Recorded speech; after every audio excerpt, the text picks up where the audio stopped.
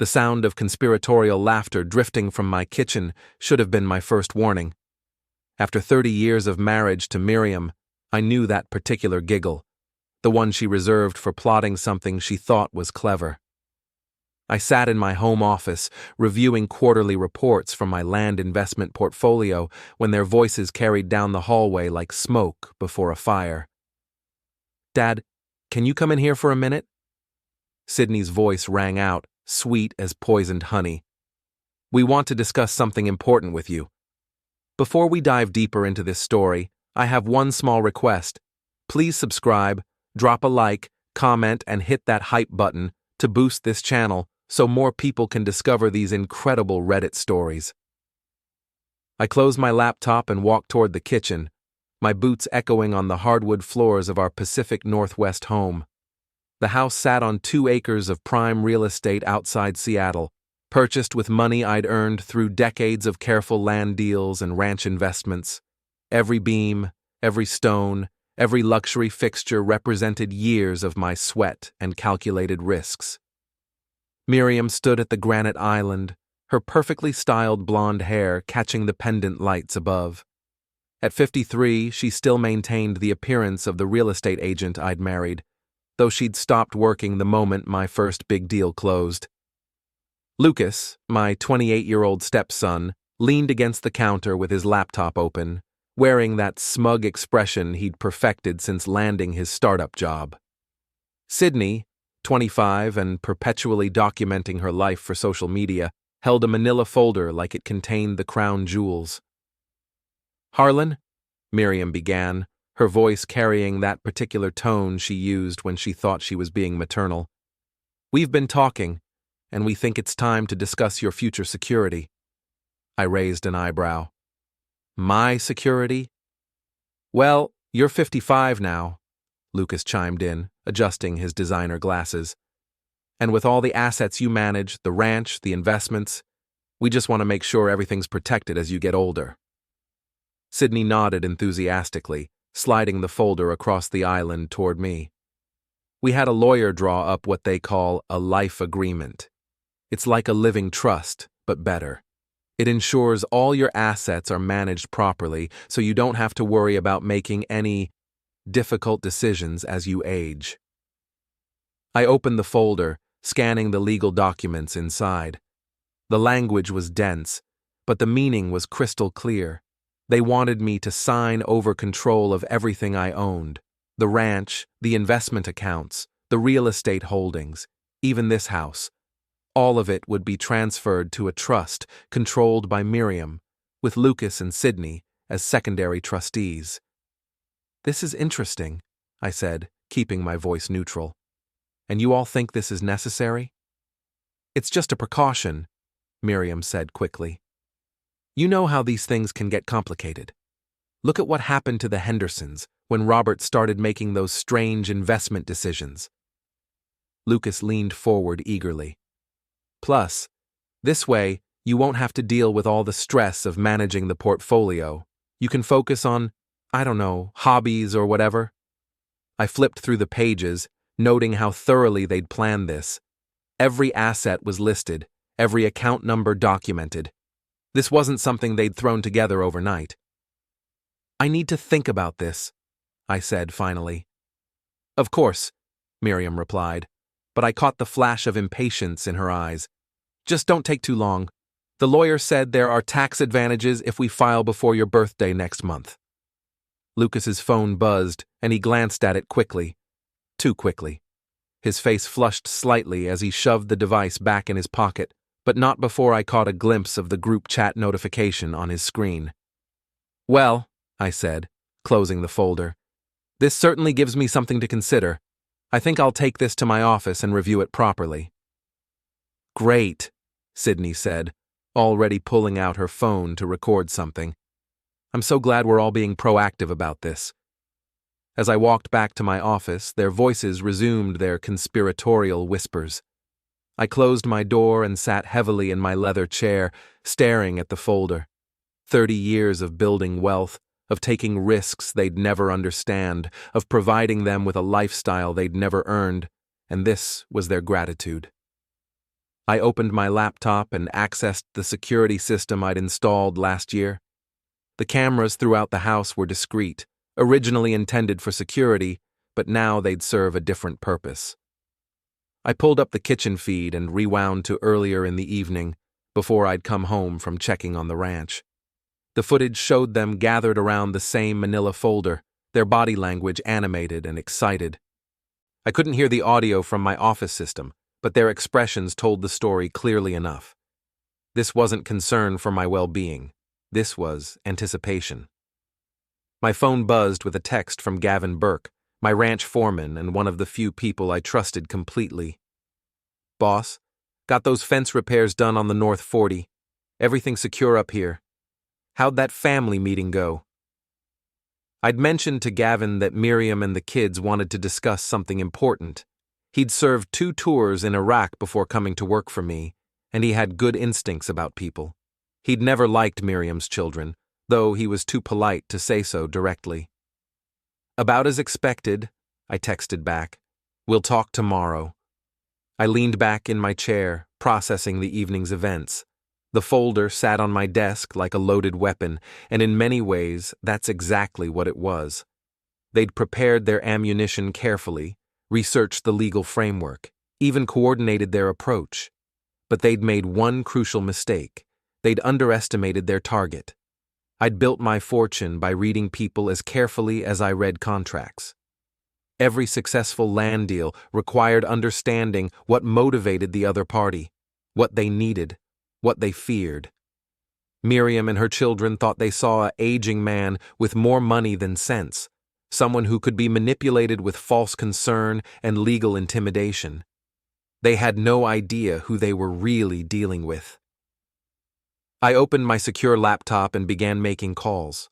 My attorney, Samita Rao, answered on the second ring despite the late hour. "Harlan, is everything all right?" "I need to see you first thing tomorrow morning," I said. "And Samita? This is going to require some creative legal work, the kind you specialize in." There was a pause. "Should I be concerned?" "Not for me," I replied, glancing at the folder. "But I think some people are about to learn a very expensive lesson about family loyalty." After ending the call, I sat in the darkness of my office, listening to the continued whispers from the kitchen. They thought they were so clever, so careful in their planning. But they'd forgotten one fundamental rule of business. Never try to con someone who's better at the game than you are. The wallet was about to bite back. Samita Rao's law office occupied the 32nd floor of a downtown Seattle high-rise with floor-to-ceiling windows that offered a commanding view of Elliott Bay. I'd arrived at 8 a.m. sharp, the manila folder tucked under my arm like evidence in a criminal case. In many ways, that's exactly what it was. "Show me what we're dealing with," Samita said, gesturing to the conference table. At 42, she was one of the city's most respected estate attorneys, with a reputation for creative solutions to complex problems. I'd used her services for years, and she'd never failed to find a legal path through seemingly impossible situations. I spread the documents across the polished table. "They want me to sign over everything, the ranch, the investment portfolio, the real estate holdings. All of it goes into a trust they control." Samita examined the papers with the focused intensity of a surgeon. "This is actually quite sophisticated," she said after several minutes. "Professional work. They didn't draft this themselves." "No, they hired someone. The question is, can you counter it?" She looked up, a slight smile playing at the corners of her mouth. "Harlan, I can do better than counter it. I can make it completely irrelevant. But I need to ask, are you absolutely certain this is the path you want to take? Once we start moving assets, there's no going back to the way things were." I thought about the whispered conversations, the conspiratorial laughter, the look of anticipation on their faces as they'd presented their trap. "I'm certain." "Then let's get to work." Over the next 3 hours, Samita outlined a strategy that was both elegant and devastating. Using a series of legal maneuvers that were perfectly legitimate but virtually impossible to reverse, We would restructure my entire asset portfolio. The ranch would be transferred to a new LLC based in Wyoming, where privacy laws were particularly robust. The investment accounts would be moved to a family trust with me as the sole trustee. The real estate holdings would be placed in a separate corporate entity. The beauty of this approach, Samita explained, is that everything remains legally yours, but it's structured in a way that makes their little agreement worthless. They can't control what they can't access. How long will this take? Most of it can be done electronically by tomorrow morning. The ranch transfer will take slightly longer, but we can have the paperwork filed by end of business today. I authorized the transfers, signed the necessary documents, and watched as 30 years of accumulated wealth disappeared from the accounts Miriam and her children knew about, only to reappear in structures they'd never heard of. By noon, I was driving toward the ranch, my phone buzzing with confirmation messages from banks and investment firms. The 540-acre property sat in the foothills of the Cascade Mountains, an hour's drive from the city. I'd purchased it 15 years ago as both an investment and a retreat, gradually building it into a working cattle operation that turned a modest profit while appreciating steadily in value. Gavin Burke met me at the main gate, his weathered face creased with concern. At 45, he was built like the Marine he'd once been, compact, solid, and alert. He'd been managing the ranch for 8 years, and I trusted his judgment completely. "You look like a man with problems," he said, falling into step beside me as we walked toward the main house. "Problems and solutions," I replied. "Tell me, Gavin, how secure is this place?" He stopped walking and studied my face. "Secure how? We've got good fences, cameras on the gates, and I live in the foreman's house year-round." "Why?" I explained the situation, watching his expression grow progressively darker. Gavin had grown up poor in rural Montana, working his way through high school and community college before joining the military. He had no patience for entitled behavior or unearned privilege. "So they want to steal your life's work," he said when I finished. "That's about the size of it. What do you need from me? Help me make this place invisible. I want every piece of valuable equipment, every important document, every asset that can be moved secured somewhere they can't find it. And I want to know immediately if any of them show up here." Gavin nodded grimly. "Consider it done. But Harlan, if they're planning something this elaborate, they might not stop at just the legal stuff. People get desperate when big money's involved." "I'm counting on it." We spent the afternoon cataloging and securing assets. The ranch's equipment was moved to a locked barn on the back 40. Important documents were transferred to a safe deposit box in town. The prize breeding cattle were relocated to a pasture that couldn't be seen from the main road. As evening approached, I drove back toward the city. But instead of heading home, I took a detour through downtown Seattle. Miriam had mentioned having dinner with her book club, but something about her tone had seemed off. After 30 years of marriage, I'd learned to trust my instincts about her deceptions. I found her car in the parking lot of the Fairmont Olympic Hotel, not at the restaurant where her book club supposedly met. Interesting. I parked across the street and settled in to wait. 20 minutes later, Miriam emerged from the hotel's main entrance, but she wasn't alone. The man beside her was tall, well-dressed, and clearly comfortable with expensive surroundings. They stood close together, their body language intimate in a way that had nothing to do with book discussions. Cole Renner. I recognized him from the financial district, a wealth manager with a reputation for aggressive tactics and flexible ethics. He specialized in managing assets for wealthy divorcees and had been investigated twice by the SEC, though nothing had ever been proven. I watched them embrace before parting ways, Miriam heading to her car while Cole walked toward the valet stand. The pieces of the puzzle were falling into place with crystalline clarity. This wasn't just about my assets. It was about positioning Miriam for her next chapter, with Cole as her leading man. My phone buzzed with a text from Miriam. "Book club ran late. Don't wait up." I smiled grimly and started my engine. Time to do some research on Mr. Cole Renner. Back home, I went straight to my office and began digging into Cole's background. What I found was enlightening.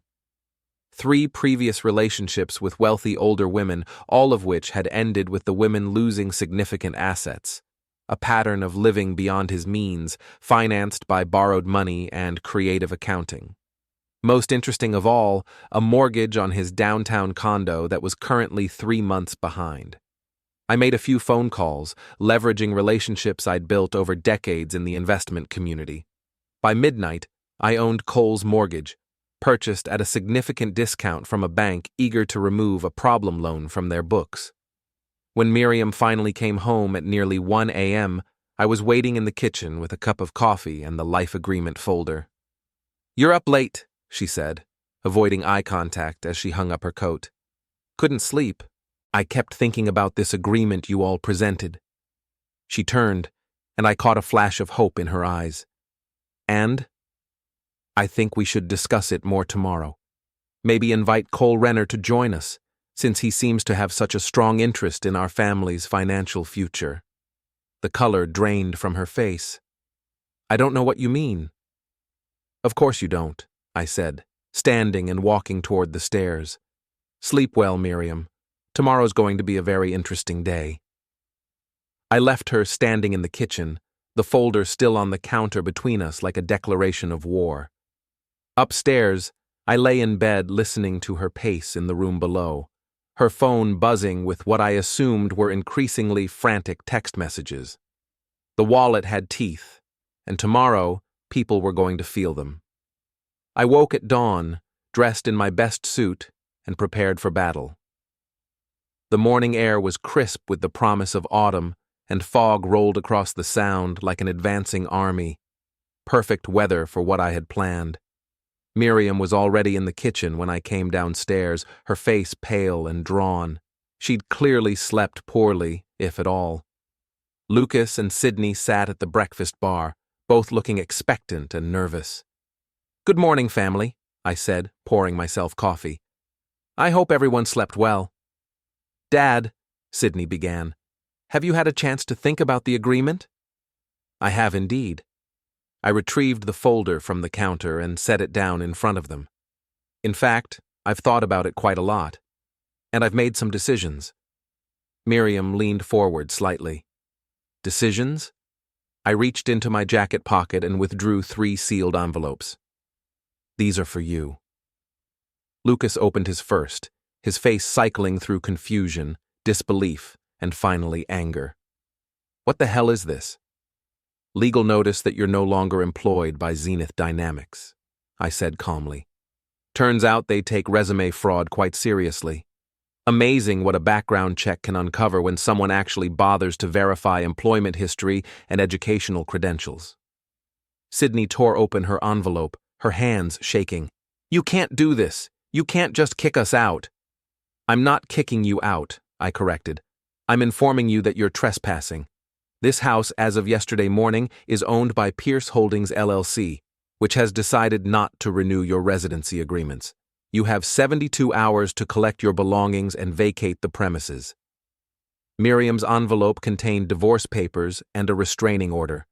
Her face went white as she read. "Harlan, you can't be serious about this." "I'm very serious. 30 years of marriage, Miriam, and this is how you repay me?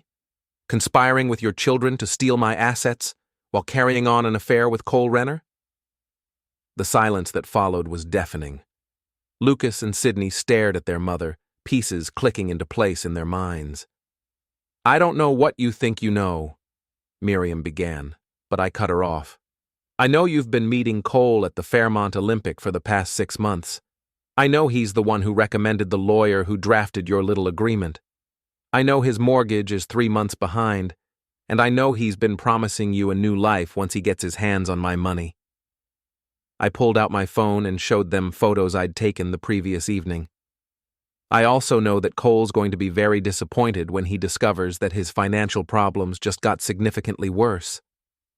"What did you do?" Miriam whispered. "I bought his mortgage. As of this morning, Cole Renner owes me $340,000, and I'm calling the loan. He has 30 days to pay in full or face foreclosure." Lucas stood abruptly, his face flushed with rage. "You bastard! You can't destroy our lives because you're paranoid." "Paranoid?" I laughed, a sound with no humor in it. "Son, I found the group chat where you three planned this whole thing. I know you've been calling me the old fool for months.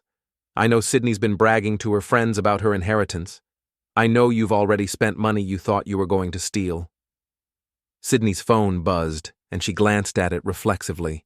Her face crumpled as she read whatever message had arrived. "What is it?" Lucas demanded.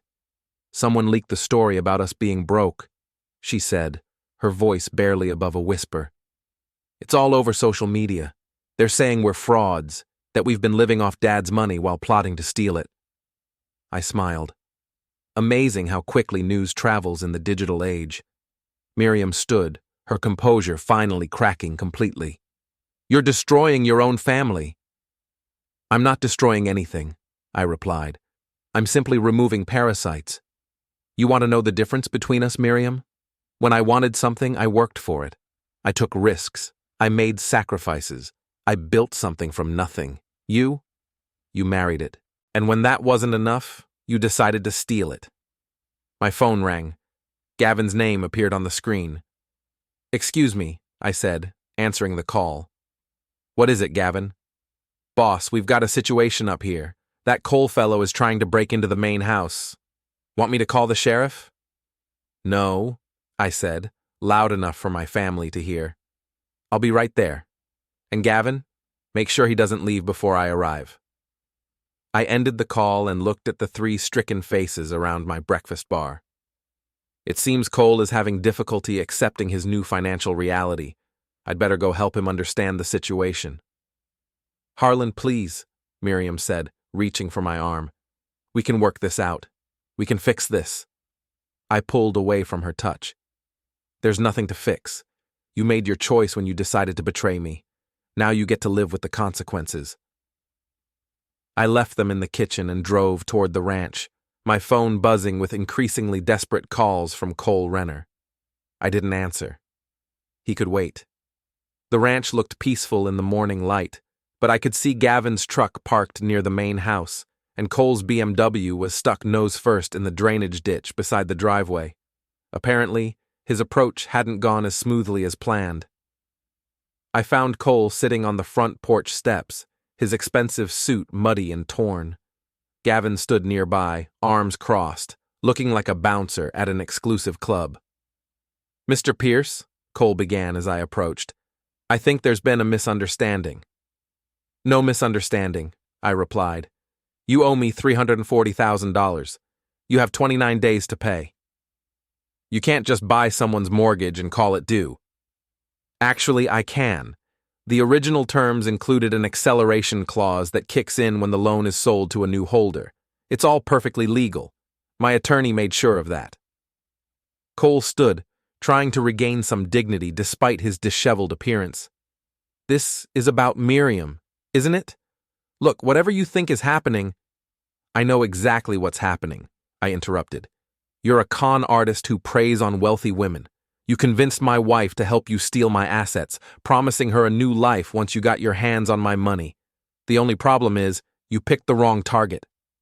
"You're making a mistake," Cole said, his voice taking on a threatening edge. "I have connections in this city. I can make things very difficult for you." Gavin stepped forward slightly, and Cole's bravado evaporated. "Your connections won't help you now," I said. "By tomorrow, everyone in the financial district will know you're broke, desperate, and facing foreclosure. Your reputation, what's left of it, will be finished. And Miriam, well, she's about to discover what it's like to be married to a man with no money and no prospects." Cole's face cycled through several emotions before settling on defeated rage. "This isn't over." "Yes, it is," I said.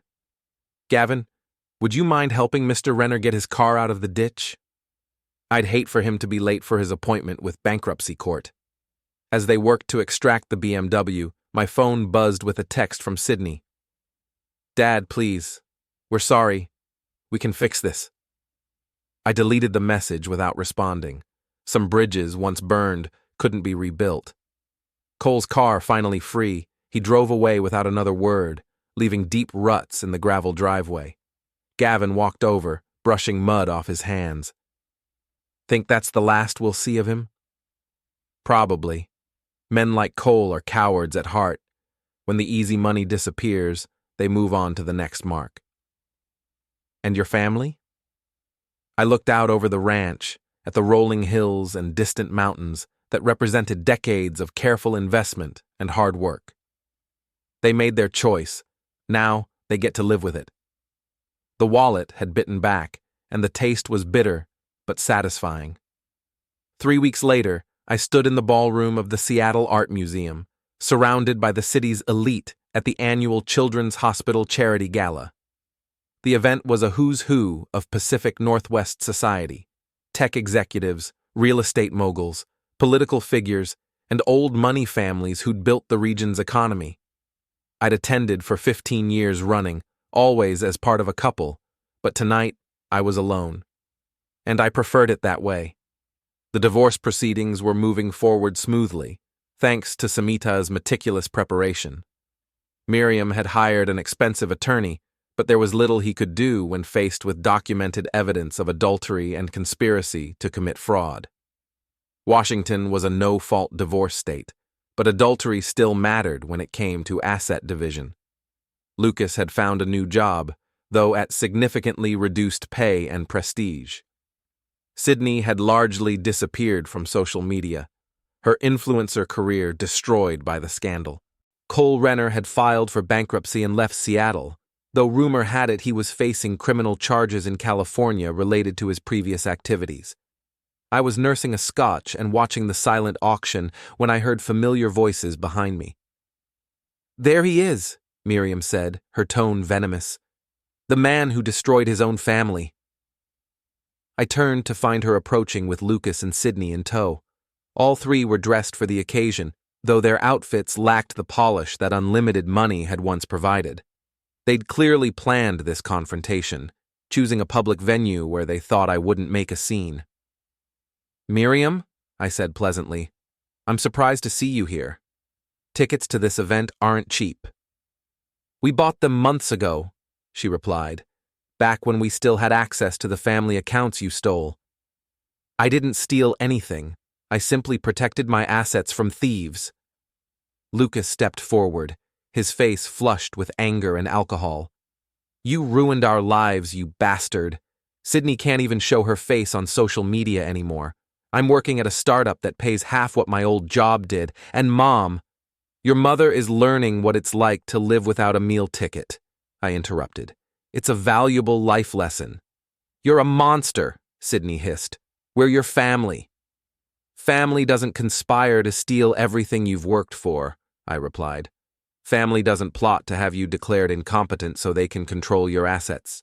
Family doesn't laugh about it in group chats while calling you the old fool." Several nearby guests had begun to notice our conversation, their attention drawn by the rising tension. Miriam seemed to realize this and raised her voice deliberately. "Ladies and gentlemen," she announced, turning to address the growing audience, "I'd like you to meet my husband, Harlan Pierce, the man who abandoned his family when we tried to help him manage his affairs responsibly." A murmur went through the crowd. I recognized several faces: business associates, social acquaintances, people whose opinions could matter in a city like Seattle. "Please," Miriam continued, tears beginning to flow down her cheeks, "don't let him fool you with his calm demeanor.